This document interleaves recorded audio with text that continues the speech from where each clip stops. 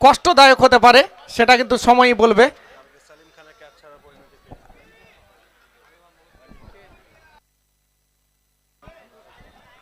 গতকালকে আমরা দেখেছিলাম সালিম খানের ক্যাচ ছুটে যায়, যার ফলে কিন্তু ম্যাচ হারতে হয়েছিল। পরের বল, আর একটি বল শর্ট পিচ তুলে মেরেছেন, বল চলে গেল আলামানের বিল্ডিং এ, 6 মার।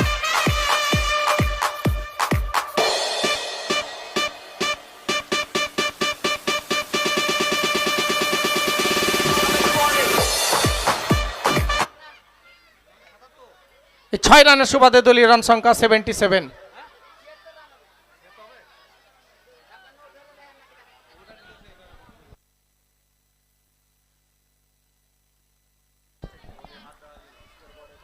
দলীয় রান সংখ্যা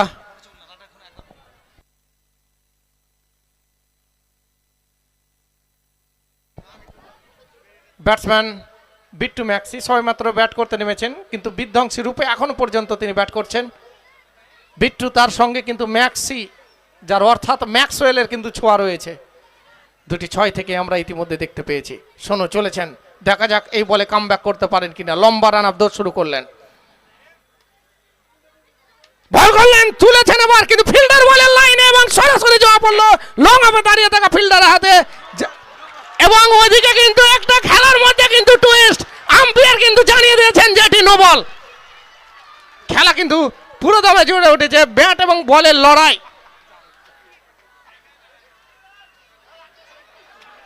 আমি অনুরোধ করব সমস্ত ফিল্ডসম্যানকে, আম্পায়ারের সিদ্ধান্ত চূড়ান্ত। আমাদের 2 আম্পায়ার টুর্নামেন্টের শুরু থেকেই কিন্তু দুর্দান্ত রূপে ম্যাচ পরিচালনা করছেন, আর্গুমেন্টে জড়াবেন না।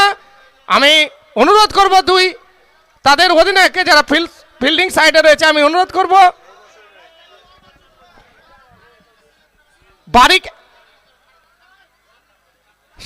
বেলিয়াঘাটি দলের সমস্ত যারা ফিল্ডসম্যান রয়েছে, অনুরোধ করব তাদের ঠিক পজিশনে পৌঁছে যাওয়ার জন্য।